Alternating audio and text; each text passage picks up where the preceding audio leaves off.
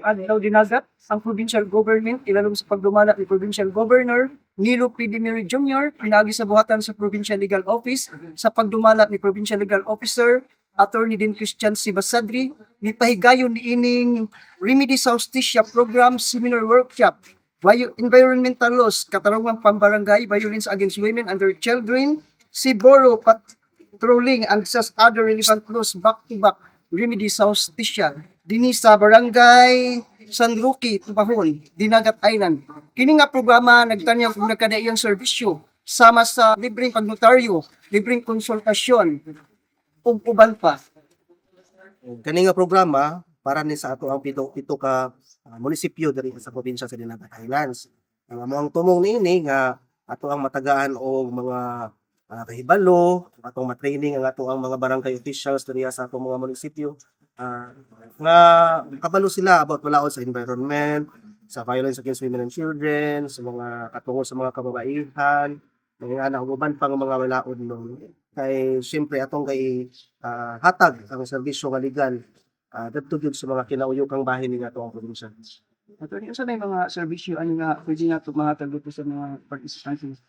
Ang sa atong mga participants, since mga barangay officials man sila, siyempre pwede po sila makakonsulta sa amo regarding sa ilahang mga ongoing nga mga issues sa ilahang barangay, ay mag-discuss man po may katarungang pambarangay, no? So, at least matraining sila kung sa ilahang buhaton, o kung naamang galing mga conflicts within sa ilahang barangay, amo ana silang mahisgutan, o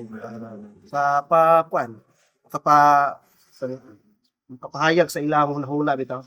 Dapat may gitawag nga legal aid caravan nga amo ang ihatag nga libre ang serbisyong legal dito sa atong mga katawhan, sa atong mga indigent clients, no? Hatag free notarial services and free legal consultation sa ato ang mga lumulupyo diri sa ilahang mga barangay.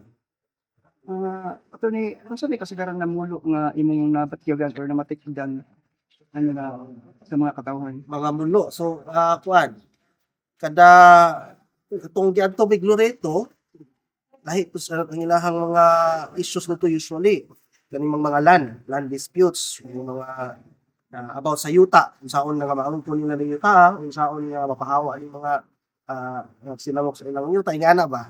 Hatag na pud may mga advice sila unsa dapat buhaton o kung about sa mga notarial services nga among gihimo, ang ilahang kasagaran ang mga mulo no kay kaning mga about sa ilahang delayed registration of birth, correction sa ilahang birth certificate, mga ingana ba? Mga kapod silang pangitag pamaagi, pero mahatag na pud mi sa ila sa mga one of the requirements lang siguro sa kaning delayed registration and correction of entry in the birth certificate, kaning mga affidavit nga bilhanglan na Para sa dugang pagkasayuran, kanunay lamang magsunod sa official Facebook page, Province of Dinagat Island, Provincial Information Office.